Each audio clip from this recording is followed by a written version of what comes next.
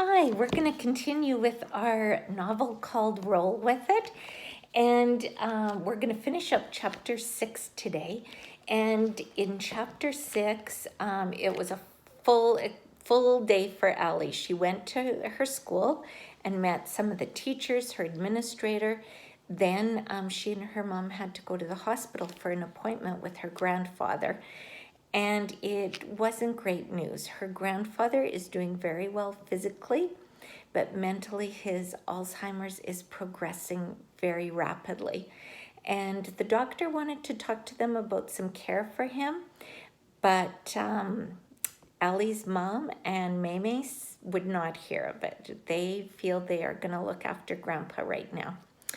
And after the appointment at the hospital, they stopped at a grocery store, and Ellie has now met another classmate who is like Coralie. He is a very unique, very interesting young fellow. His name is Bert.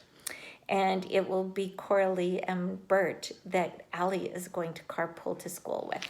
So we'll find out some more. After she stops laughing, I make her explain. Apparently, Mr. Ackers has about 1 million kids, but I guess Bert is the youngest, and everybody else is grown and gone. So, Mr. and Mrs. Ackers live over in Royal Oaks now, too. And Mom, because she is a crazy person, offered to give him a ride so he wouldn't have to take the bus. If your name is Robert, why in the world would you go by Bert?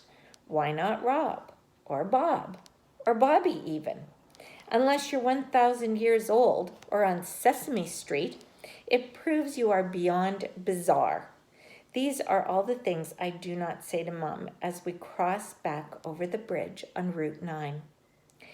What I do ask is the obvious. Why can't he just ride the bus like everybody else? He's got 2 good legs. I think he's been having a rough time on the bus with some kids from school. I think about our strange conversation and the blinking thing. I can totally see this. He's probably on the spectrum. But I bet he's never been tested. I bet they hear spectrum here and think colors of the rainbow, not autism. And the bus is probably where all the bullying happens. It makes sense. There's only one adult and a busload of unseat-belted kids, and that adult is supposed to keep both eyes on the road. That bullying never really happened to me, though. Everybody who rode the short bus was in it together. We had to save our strength for the school day.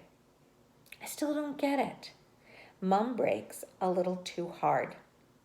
Look, Ellie, Mr. Ackers was kind enough not to press charges against your grandfather, who was driving with a revoked license, and he also agreed to split the cost for repairs.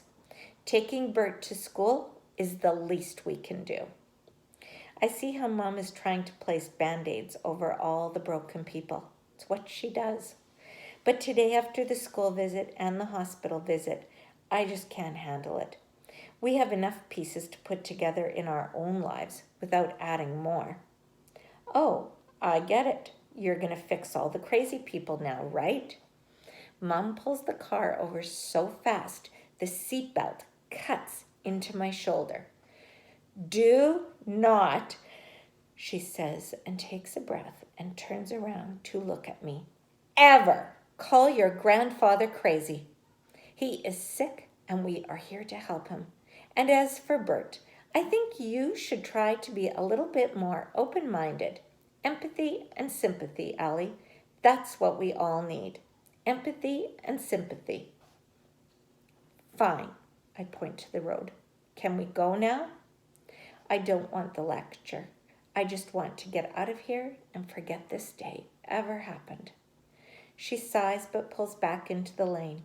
I can see her knuckles white on the wheel, like she would crack the thing in two. I think about Grandpa clapping his hands over the little walking alley at the hospital. I think about what it means to be attractive and how I will never be. Empathy and sympathy, I'm just fresh out.